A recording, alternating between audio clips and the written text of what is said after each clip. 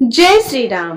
प्रिय श्रोताओं, आज आप श्रवण करेंगे न्याय के देवता शनिदेव तथा हनुमान जी की बड़ी ही दुर्लभ कथा। तो प्रेम से बोलिए शनिदेव महाराज की जय, हनुमान जी महाराज की जय। पुराणों के अनुसार शनिदेव का एक नाम कृष्ण भी है। यह नाम स्वयं श्री कृष्ण भगवान ने शनिदेव को दिया था। आज के दिन जो भी मनुष्य इस व्रत को करता है या कथा का श्रवण करता है, तो उन भक्तों पर शनिदेव के साथ साथ हनुमान जी की कृपा भी प्राप्त होती है। क्योंकि शनि दोष से परेशान मनुष्य इस दिन हनुमान जी की कथा को सुनने तथा भजन कीर्तन करने से उनकी सभी प्रकार के ग्रह और साधे साथी दैया समाप्त हो जाती है और साथ ही शनिदेव की कृपा से भक्तों को रोगों से मुक्ति मिलती है। तो प्रिय श्रोताओं, आइए श्रवण करते हैं दुख दरिद्र को दूर करने वाली शनिदेव की बड़ी ही दुर्लभ कथा। किसी गांव में एक बहुत ही विद्वान ब्राह्मण रहा करता था। एक दिन रात्रि में उसने सपने में देखा कि एक नीला वस्त्र पहने हुए बहुत ही दिव्य पुरुष उसे कह रहा है कि हे ब्राह्मण देवता, मैं तुझे लगूंगा। अब देखिए, यह सपना उस ब्राह्मण को रोज दिखाई देता। इससे वह परेशान हो गया और दुबला पतला हो गया। उसका स्वास्थ्य बहुत ही गिरने लगा। एक दिन उसकी पत्नी ने कहा, देखिए, मैं आपको कितना अच्छे से खाना खिलाती हूँ, मेवा मिठाई खिलाती हूँ, दूध मलाई खिलाती हूँ, अच्छा भोजन आहार पका कर खिलाती हूँ, फिर भी आप इतने दुबले पतले क्यों होते जा रहे हैं? इसका क्या कारण है? प्रिय श्रोताओं, उस ब्राह्मण ने अपनी पत्नी से अपना सारा हाल बताया कि मेरे सपने में एक नीले कपड़े पहने हुए बहुत ही दिव्य पुरुष आते हैं। वे मुझसे कहते हैं कि हे ब्राह्मण, मैं तुझे लगूंगा। अब यही सोचकर मुझे भूख प्यास नहीं लगती, मैं दुबला पुतला होते जा रहा हूँ। तब ब्राह्मणी ने कहा, पतिदेव, मुझे लगता है कि आपको शनि भगवान दर्शन देते हैं। आपके ऊपर शनि की दशा शुरू होने वाली है, इसलिए आपको वे सचेत करते हैं। अवश्य ही वे शनि महाराज हैं। अब की बार जब दिखे तो आप उनसे कहिएगा कि आप मुझे सिर्फ सवा पहर की ही लगना। प्रिय श्रोताओं, उसी दिन जब रात्रि होती है तो ब्राह्मण फिर से सोता है और उसके सपने में शनि भगवान दर्शन देते हैं और कहते हैं कि हे ब्राह्मण, आज मैं तुझे लगूंगा। तब ब्राह्मण ने कहा कि हे भगवान, यदि आप लगना ही चाहते हो तो लग जाइए, लेकिन यह तो बताइए कि भगवान आप कितने दिनों के लिए लगोगे? तब शनिदेव ने कहा, हे ब्राह्मण, तुम्हारे ऊपर साढ़े साती शुरू होने वाली है, मैं तुम पर 7 साल के लिए लगूंगा। तब ब्राह्मण ने कहा, क्षमा कीजिए भगवान, इतना भारी तो मुझसे झेला नहीं जाएगा, 7 साल बहुत है भगवान। तब शनिदेव बोले कि अच्छा, 5 वर्ष के लिए ही लगूंगा। तब ब्राह्मण ने कहा, शनि महाराज, यह भी मेरे लिए ज्यादा है। शनि भगवान बोले, तो ठीक है, 2.5 साल का लग जाऊंगा। ब्राह्मण ने फिर मना कर दिया तथा शनिदेव कहने लगे कि सवा पहर का लगूंगा। तब ब्राह्मण ने कहा कि ठीक है। प्रिय भक्तजनों, उसे सवा पहर की शनि की दशा लग गई। ब्राह्मण ने नींद से उठते ही अपनी पत्नी से कहा, देखो, मेरी सवा पहर की शनि की दशा लगी है, इसीलिए मैं जंगल में जाकर समय बिताऊंगा। तुम मेरे खाने पीने का सारा सामान बांध दो और मेरे पीछे किसी से लड़ना मत। घर में बैठी रहना, बच्चों को भी कहीं मत जाने देना और इस सवा पहर में किसी को गाली भी मत देना। ऐसा कहकर ब्राह्मण अपने घर के जंगल की ओर चल दिया। जंगल में ब्राह्मण एक पीपल के पेड़ के नीचे बैठ गया और हनुमान जी का पाठ करने लगा। एक पहर बीत गया तो ब्राह्मण ने सोचा कि बाकी का समय तो रास्ते में ही बीत जाएगा। तो सुबह वहां से चल दिया और रास्ते में चलते हुए उसे एक सब्जी मंडी दिखाई दी। उसने सब्जी मंडी में से एक बड़ा सा कद्दू खरीदा।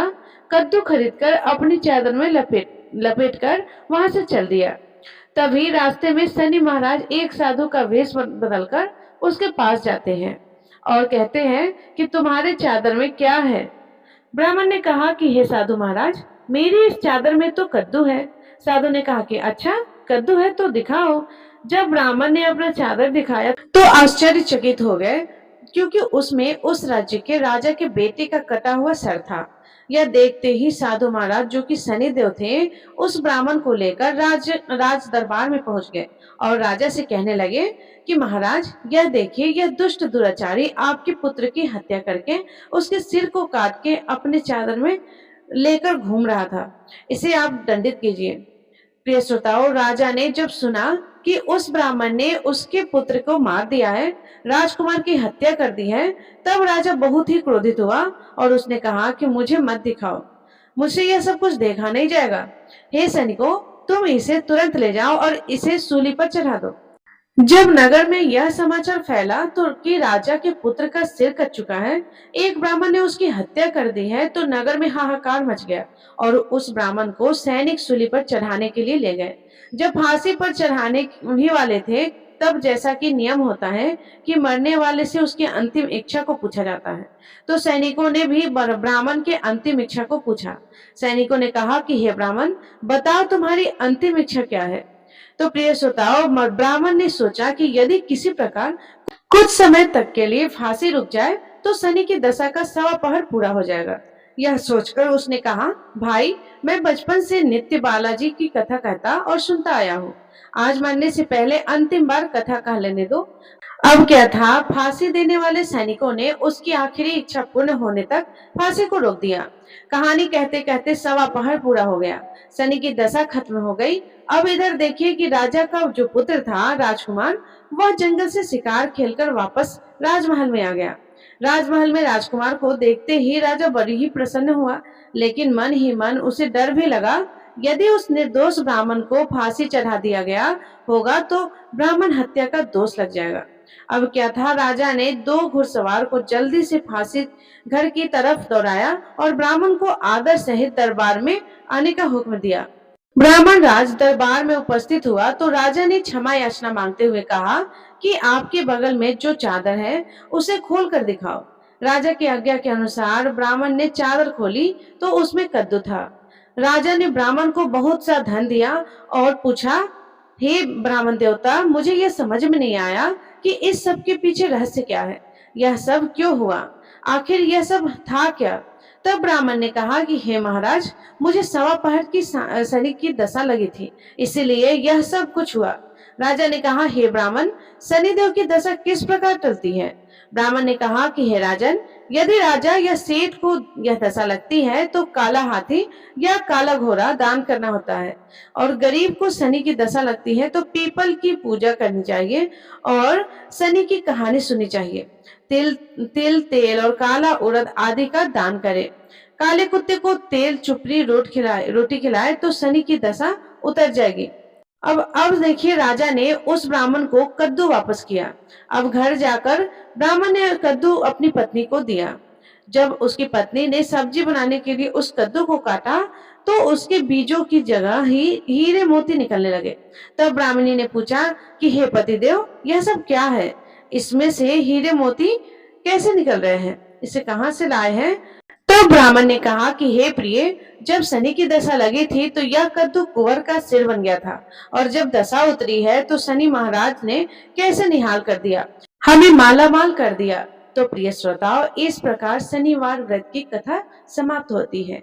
हे शनि देवता, जैसे ब्राह्मण को शनि की दशा लगी थी, वैसे किसी को भी शनि की दशा ना लगे। जैसे ब्राह्मण को धन दौलत मिला, वैसे सबको धन दौलत मिले। कथा कहानी कहते सुनते हुंकार भरते सबको मिले। तो बोलिए श्री शनिदेव महाराज की जय। ओम नमः शिवाय। प्रिय श्रोताओं, अब सुनिए हनुमान जी की कथा। पौराणिक कथा के अनुसार बहुत समय पहले की बात है। एक साहूकारनी थी, उसका बेटा और बहू थे। पति की मृत्यु युवावस्था में ही हो गई थी, और इस तरह उस साहूकारनी का रोज का नियम था, वह हनुमान जी के मंदिर में जाती और साथ में हलवा पूरी तथा चूरमा बनाकर ले जाती और हनुमान जी से कहती, कांधे सोटो लाल लंगोटो, हनुमान जी खायो चूरमे और रोटी, मैंने तुम्हें दिया जवानी में, तुम मुझे देना बुढ़ापे में। अब क्या था, पूजा करने के बाद वह साहूकारनी अपने घर आई तो उसकी बहू बोली, सासू जी, तुम चूरमा रोटी लेकर कहाँ जाती हो रोज। वह साहूकारनी बोली कि मैं बालाजी के मंदिर में जाती हूँ। फिर उसकी बहू ने बोला कि मंदिर में तो नहीं जाती आप, हमें तो लगता है कि आप अपने खाने के लिए रोज चूरमा और हलवा बनाती है और चोरी छुपके जाकर कहीं खा लेती है।